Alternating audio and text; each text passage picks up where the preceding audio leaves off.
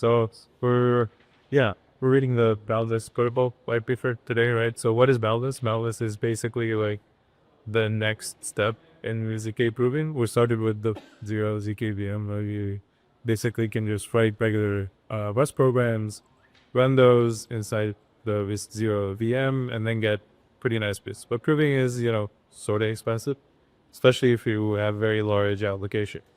So it became really easy to make ZK applications, and Boundless sort of tries to, Boundless solves the problem you maintain the infrastructure required to run those ZK applications by basically letting you safely delegate proving to decentralized proving records.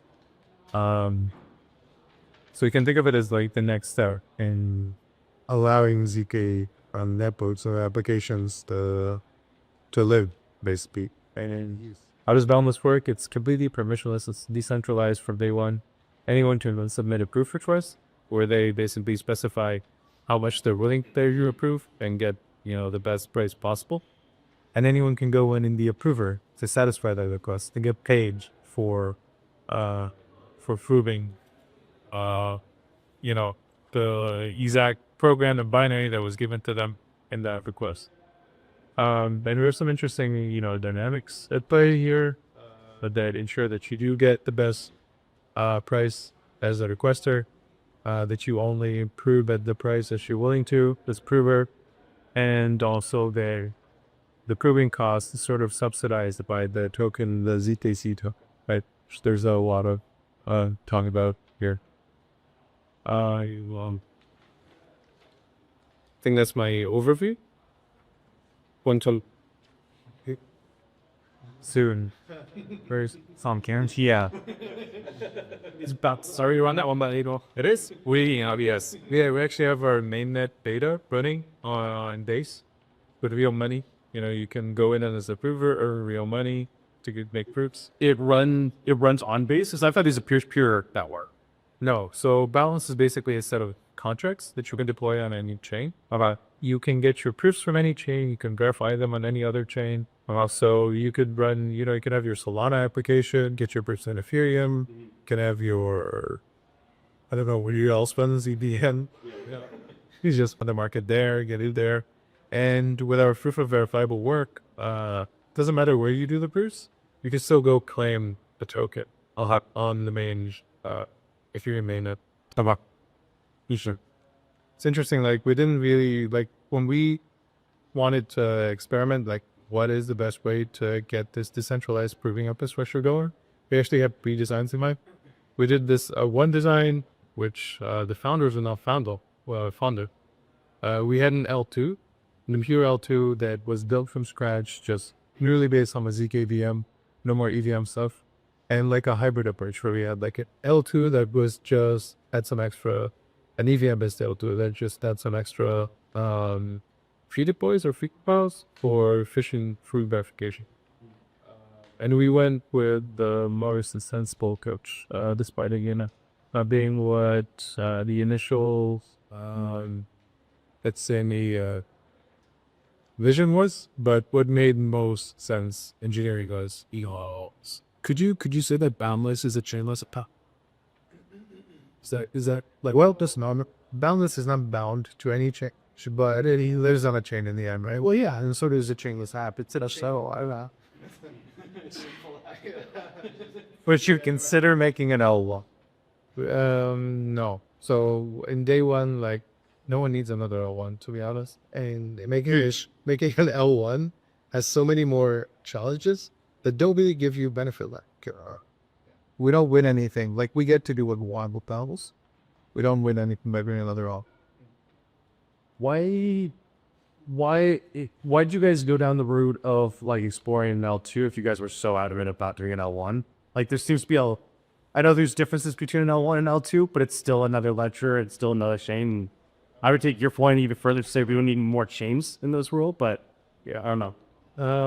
We wanted to really see how far each solution can go, like practically. I actually was the one who developed the L2, like the pure L2 that had like this is zero ZKVM as the core. It was, pretty interesting. It's pretty cool because like there were no wallets. There were just these accounts through that were purely controlled by the ABM program, by the image. So it was very, very flexible, very cool. But in the end, just to act as our base layer that can be portable and put anywhere. The smart contract approach in the most size was this. Yeah.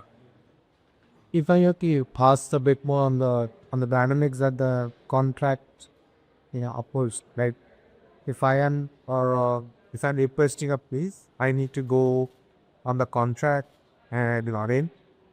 Our depositor workload and then towards Tamani brutally reverse that option. All of this happens on the base contract. Yep. And then finally either someone gets snatched if they are not provided port PO, and then the proof gets published on base or Well, the proof is published on chain. So you can just take that and verify it anywhere you want. okay, and then base also the contract also verifies it. Yeah. So the proofer doesn't actually, like when they satisfy your request, they submit the proof is verified, and then and only then are they awarded with a NIC. And then for, let's say I have a proof is passed, do you give them a buffer of time for different provers to compute locally themselves and then propose a price, and then they get select one, or is whoever's fastest, suggest? So it's you specify a reverse Dutch auction. And the way you do that is you can specify this, basically you warm a period, a more flat period where price is basically zero, which allows provers to just pre-flight the request and the executor to get an accurate estimate of how many cycles to fix, right? And then you specify the minimum price at which auction starts and the max net price and the amount of time it takes to go from minimum to maximum, right? Now, when the price is right for someone, they just go in and they send a lock-in transaction that gives them the exclusive right to fulfill the proof according to like the law timeout in the brief. So as a professor, you also specify by when someone should give you the proof if they lock it in. You also specify like a secondary timeout that comes after the lock-in timeout. And what happens is if the prover who locked in the proof doesn't actually satisfy it before the lock-in timeout, then the stake that they put up to lock in your proof is actually offered as payment to the first prover who comes in and fulfills the request after the burn. So in addition to There's a locker and is there? no, you don't pay for the proof anymore. So if that happens, like you don't have to pay for the proof. The prover's stake is what's used to pay for the marine car. And you also get to specify how much stake a prover should put up to be able to lock the request. Oh, so it's like the requirement for you have to have this much token to be able to accept my job. That you're also saying like if there's a failure in satisfying my job, that's gonna be the bounty for basically anyone to come in and satisfy the job before the fine expiry time. Technically, in this kind of system, we don't really need a decentralization, right? Because the result is definitive. It's like the proving cast, you describe it on chain. The proof and the computation that you generate, and then you eventually have to be able to verify on chain. It's definitive. So technically, we could people will prefer to stake as much money to saying no that always just performs and I guess the fee, right? I'm just curious, like, is there a really need for them to look for other nodes who are I mean, you don't have to worry about who's doing it. You just have to worry that you'll get your proof. And you don't need stake with a certain node. Then the prover is the node that owns the stake, and they stake against your request, right? So let's say you submit a request that requires the prover to put up $30 worth stake for them to lock in the exclusive right to the live university, right? So it's not, I think staking with the prover is like in another system, right? We don't have that concept. Like you don't delegate your code to someone and that they use that. So no, they have to hold it in order to like use that as collateral in the system. so this participant state ZKC is the proof. Who can get about that. So as a requester, I can understand. no, like as a requester in the system, you pay in the native token, So if you request it to a few, you just pay in a hearing. You don't have to hold the Z for C. Can I have a quick question? If I remember correctly, and we talked about this earlier this week also, so you can request proofs from a certain entity, like out of protocol as well, or like out of boundless as well. Can you say a little bit about how that would work in practice? And like in that case, obviously, I guess the prover still has to be like registered in boundless. And when the proof is generated, the proof is still needs to be submitted on chain on base. But like, since there is no auction in this case, to kind of like to decrease or minimize latency, how would that work in practice? And like, from the point of my submitting a request potentially off-chain to a particular entity I'm in touch with or in agreeing with, to the point of like the prover or that entity claiming the fee or the incentives. How would it work? You're asking how? We don't specify how in the white paper. The mechanism that you're referring to is basically the service level agreements. And how is actually not specified in the white paper. And start hard coding into the system. We can specify your agreements as you want with any contract, right? We're more interested in the why. Why would you want to specify a service level agreement that ties back in way to boundless, either using the network itself, wordable, or the token? And the why there is because we are designing ZPC to sort of be like a reserve currency for provers. The way we've designed the reward system is basically if you're doing proving for anything, right, you can go back and claim ZKC depending on how much proof of verifiable work you can show and how much ZPC you already hold. So when you do your service level agreements, you would do the using varieties to your BM to do the verifiable work, and you would tie them back to the ZS coin, because then you can also claim the reward from you in that verifiable work. So how is completely up to you. Why you'd want to bother with the tying it back to boundless is basically the reward you get. Yeah. And when you say tie back, it means submit the proof to the verifier contract on base. Yeah, but the proof of having that work. So the proof, for verifiable work essentially, not for the proof that you had to do to before you try it. Yeah. I see. Did I hear that right? That I can get a reward ZKC for computing proofs irrespective of using boundless? Yes. Cube. How? How is basically it's this metering. So the proof of verifiable work is basically just like a additional narrative that you could choose to go zero knowledge story says nothing about the execution is. Proof of verifiable work is the way to reveal like the length of the expression is another chapter reader generate the proof. And you wouldn't be able to actually claim that reward unless you already hold ZKC. So as a prover, if you're holding ZKC and not doing any work, you're not going to get much out.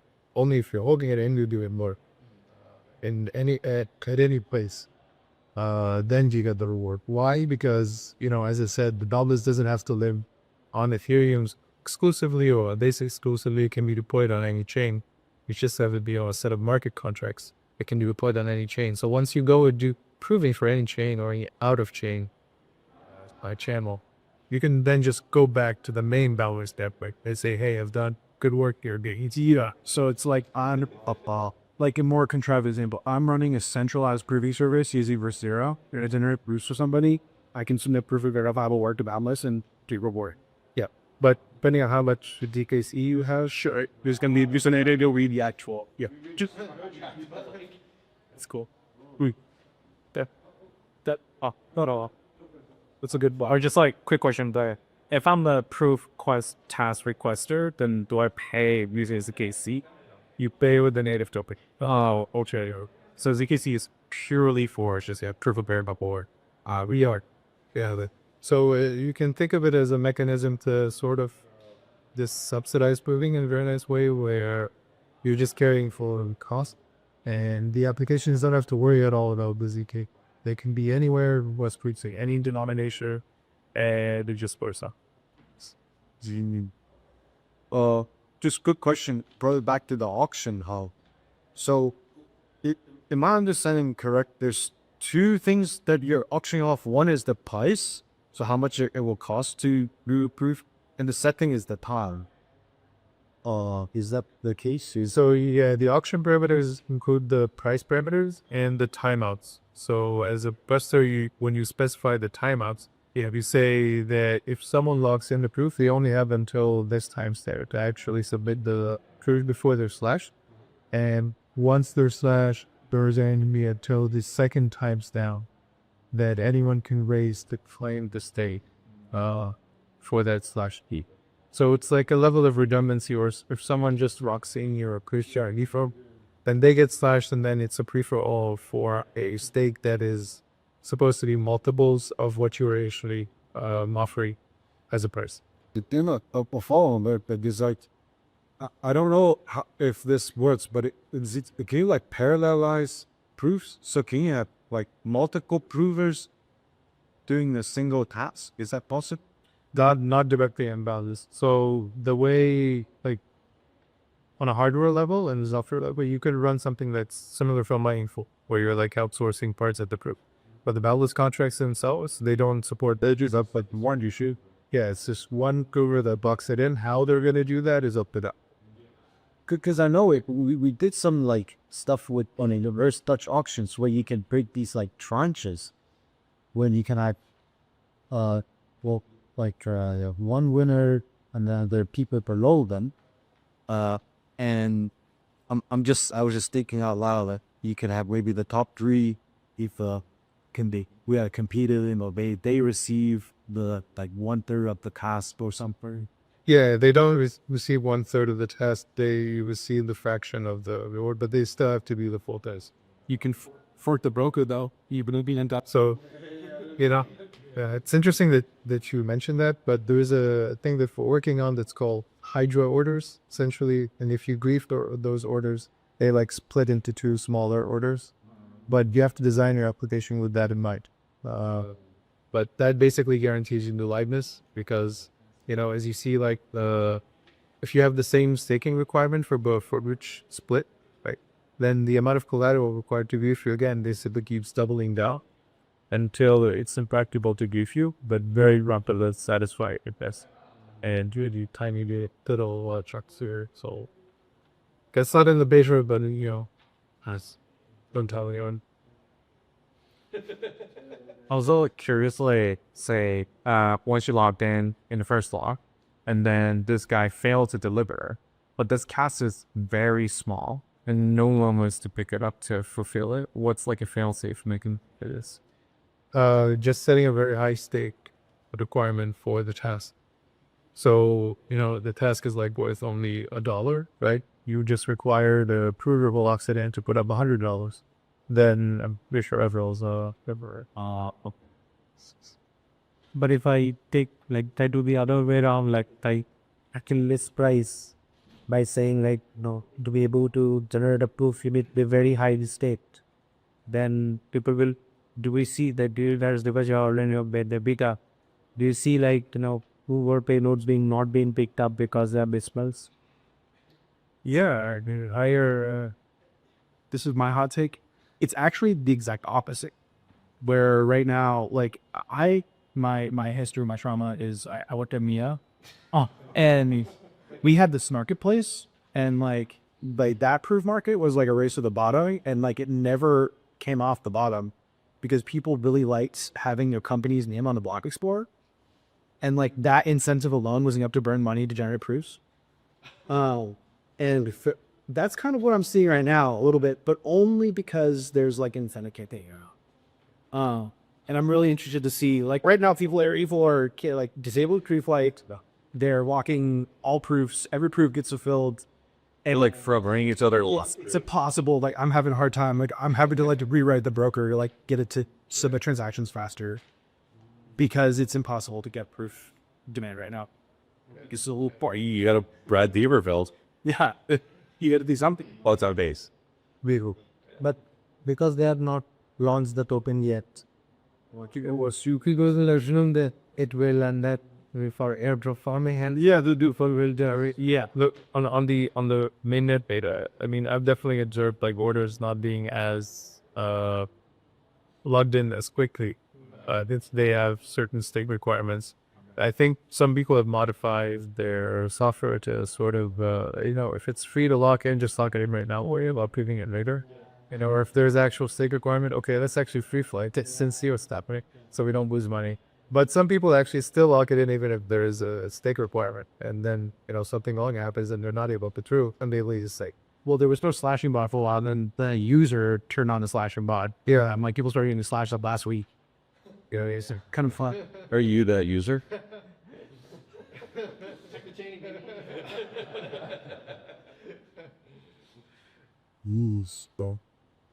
I just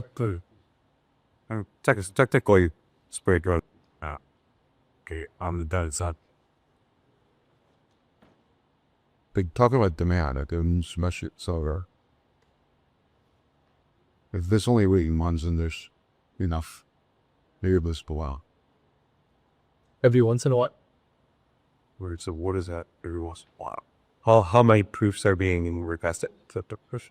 Yeah, for this to be SRS to kick in and that should matter. I'm not sure I catch the question. Are you asking like your There's like a minimum frequency and amount. It should be a magnitude of like proofs that people want. Okay. So you verify. Like how many This to actually be used. how many cycles on average, like for day, do we actually need to see an actual P market here?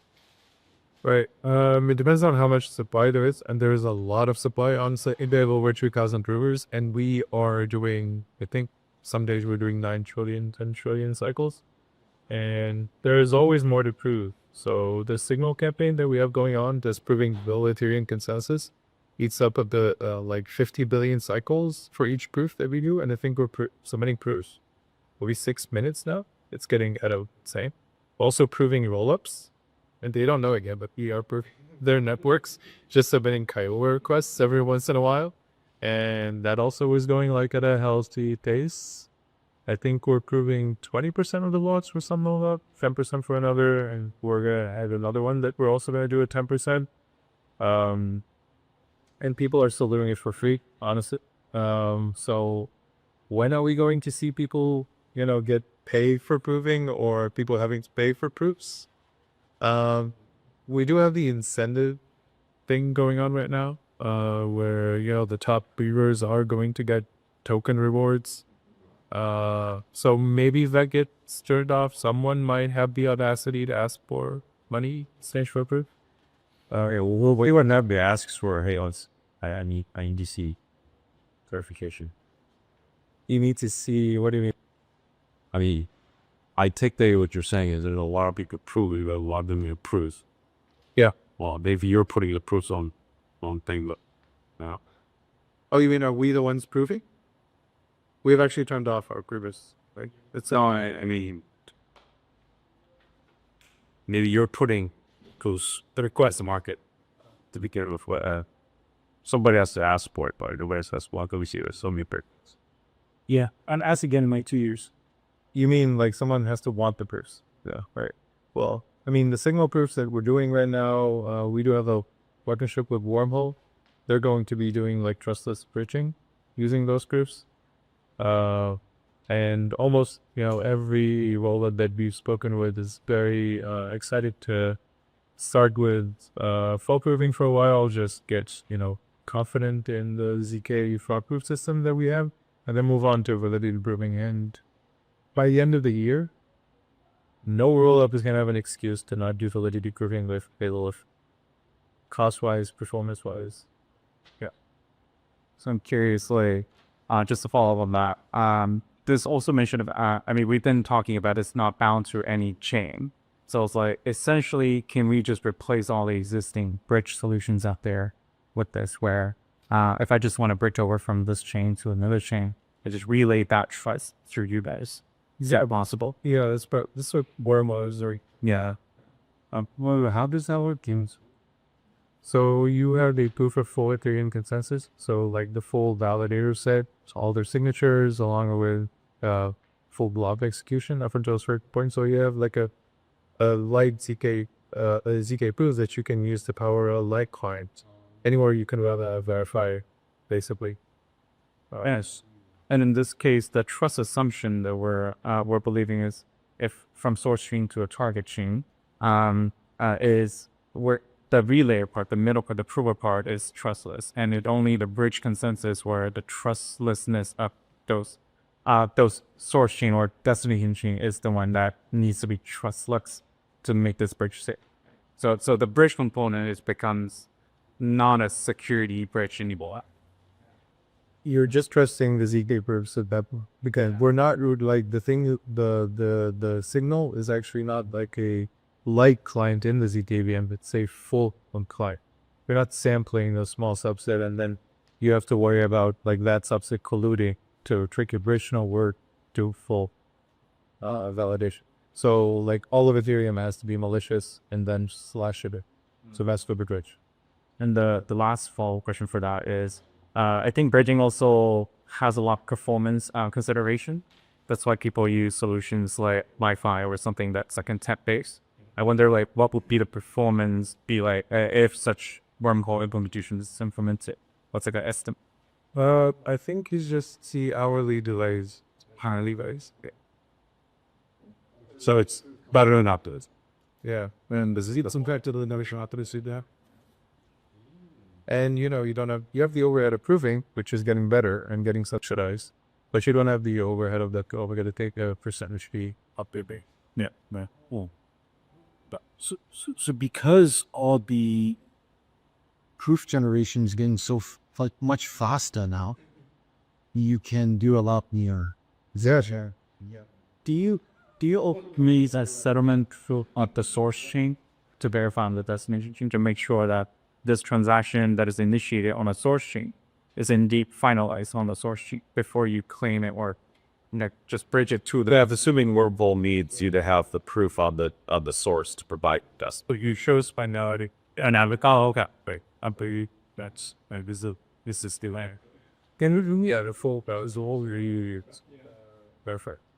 And then the cadence of Ethereum lifetime proofs right now that we have on the network, and also can, irrespective of, because this is a public proof payloads that we are seeing, then if anyone proves this, then anyone else can also use it without any separate payment also, right?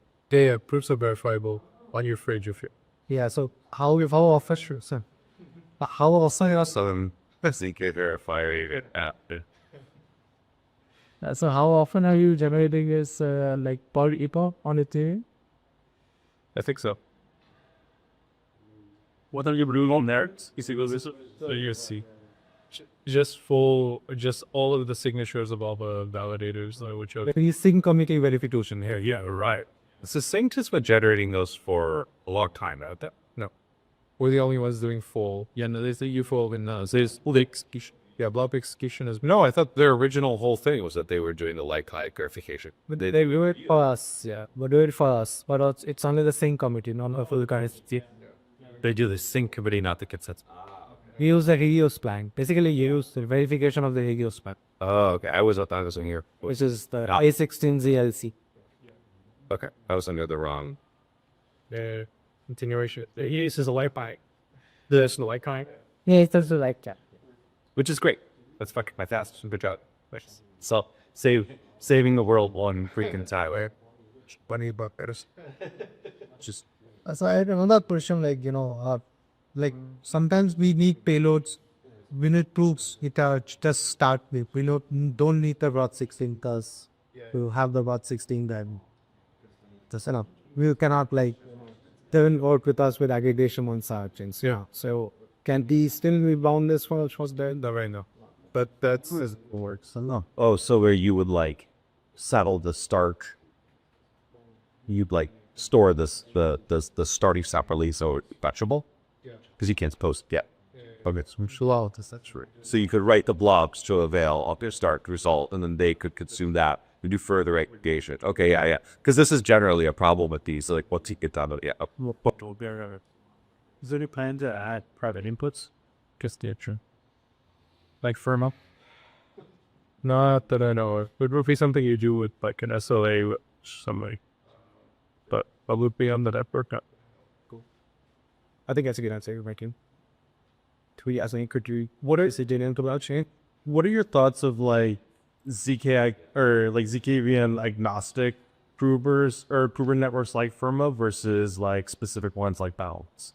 And do you have any desire with Boundless to generalize it to support SQ1 or to support, you know, another? That's the question.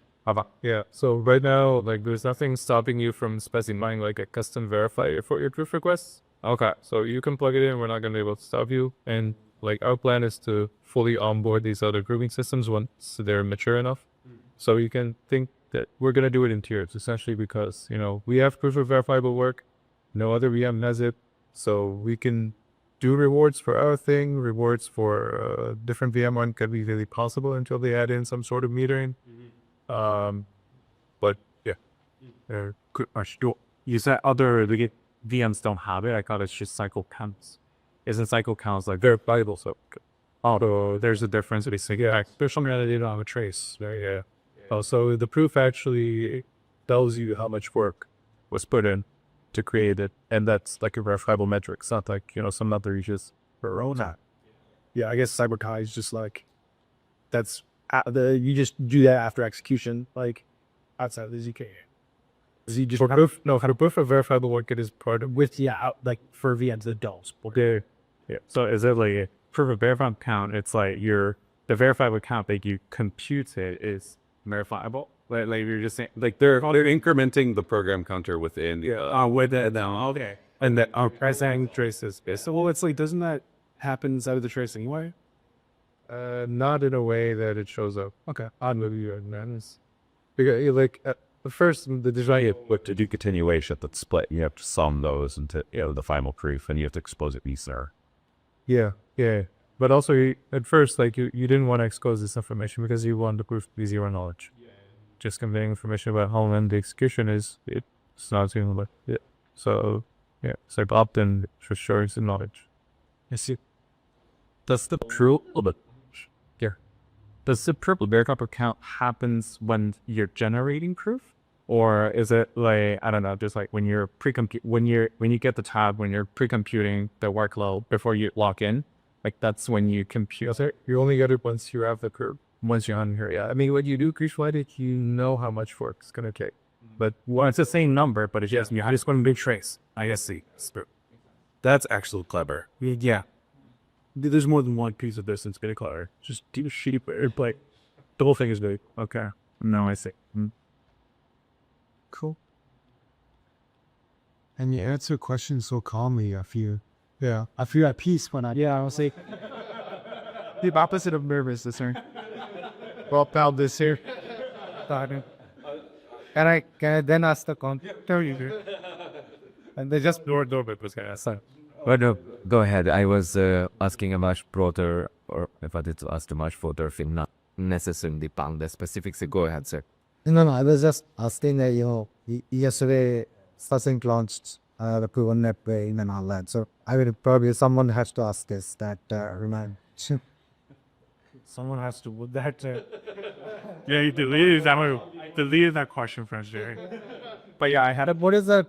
I don't need to know the technical differences, but more importantly, like, because many people have discussed the technical differences of the acquisitions.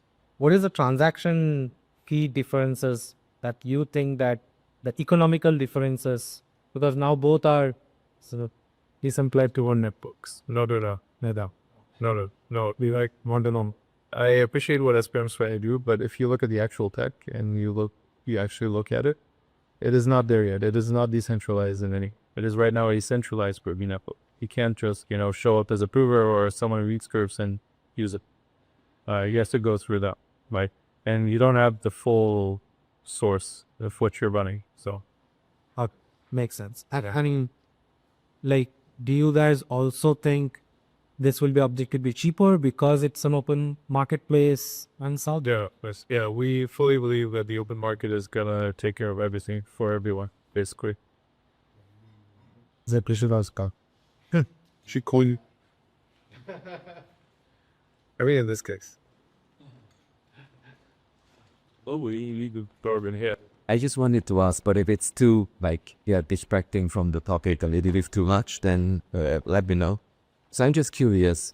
It's super cool that's happening for what's happening here. And like we found this and the ZPDMs, etc. And then, like, but not all the ZKDMs are formally verified.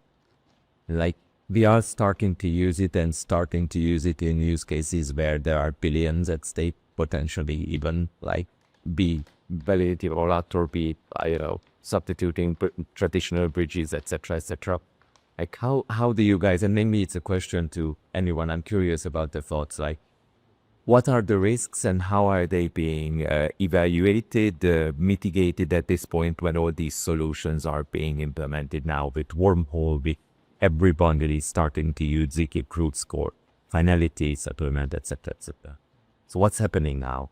So not to brag, but we're like the most mature project out there with That I know. our depositor, right? We're rooted heavily in like a lot of formal verification, proving full determinism of our circuits. And that's something we're very active on. Just making sure that we're literally buying everything we can apply to make sure that the circuits are safe that we're developing. We have found things along the way, of course, and we've been able to catch them before they could be abused. And everything is always under active review, essentially, by a lot of parties. It helps a lot to be fully open source with everything. I mean, if you have any ideas, we'd love to add to our arsenal of things we're doing, but yeah, not a... No, and I didn't meant to point it towards RISC Zero, but in general to ZKVMs being actively used in production systems.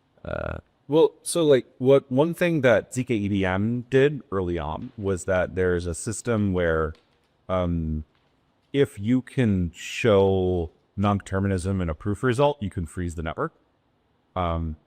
And having the balls to put that in there is good, because it actually does create a world where at least we can, like, by trying to submit these things, we, there's other harms caused by the network being frozen, like Oracle RISC, all those sorts of stuff.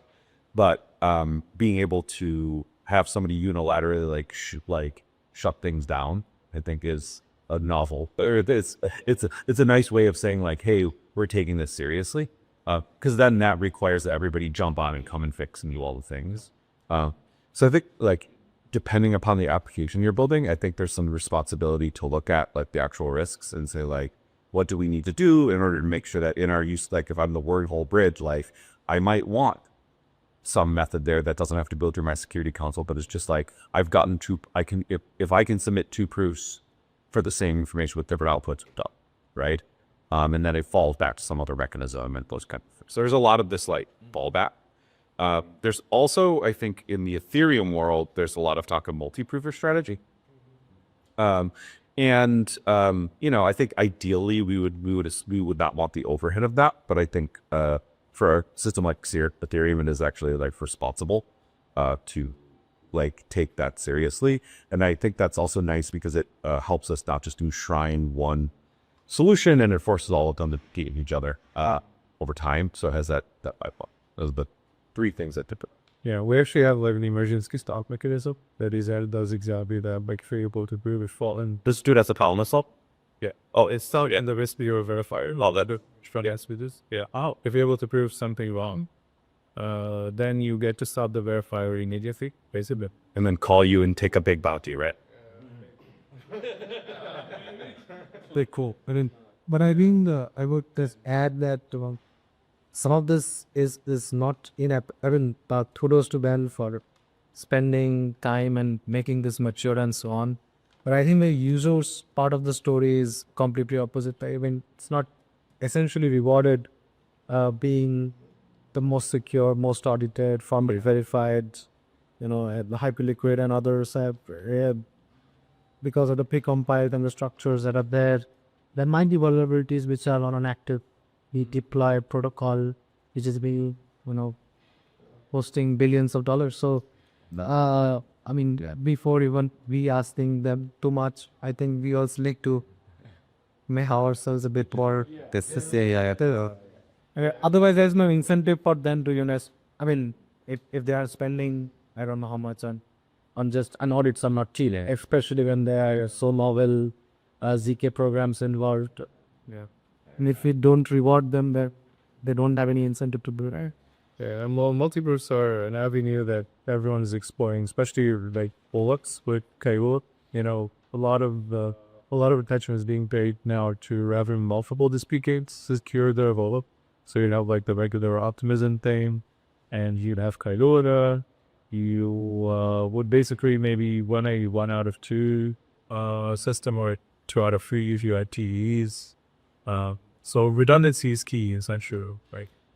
And big security layers. Yeah. One thing that came to my mind, since proving on boundless character is basically free, if you support, or in the future where you would support multiple proof systems, actually somehow could just, it wouldn't be extra cost until the incentives are unchanged on boundless.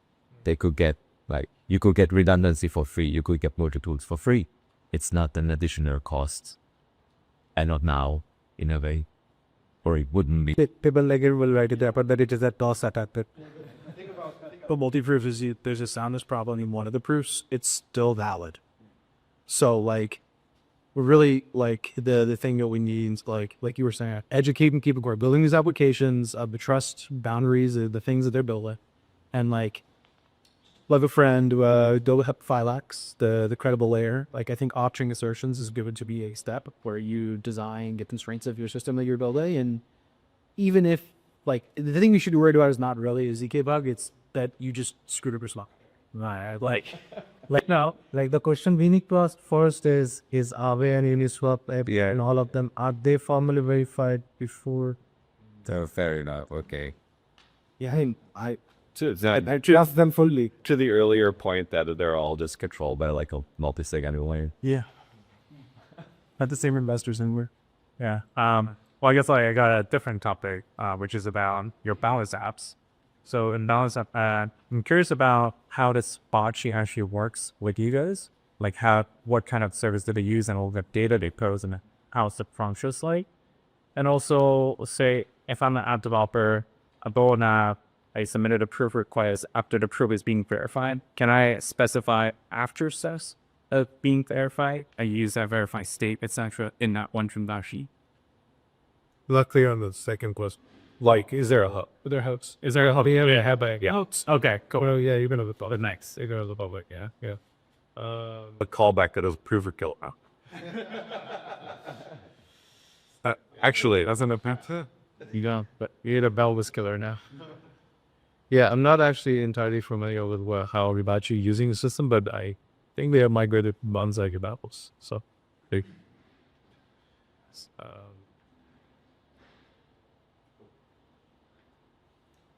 This is great. super that per The last 3 ones were the best. No, it's easier, I think, to have a nicer discussion which is smaller. Group usually, good. That's just the way it is. Okay. this isn't the interested group. Yeah, real scales are also right. Also, a very high quality audio is. So yeah, that's the key too. Thanks for having. Yeah. So, Vic, Debo? Yeah, 50 take out.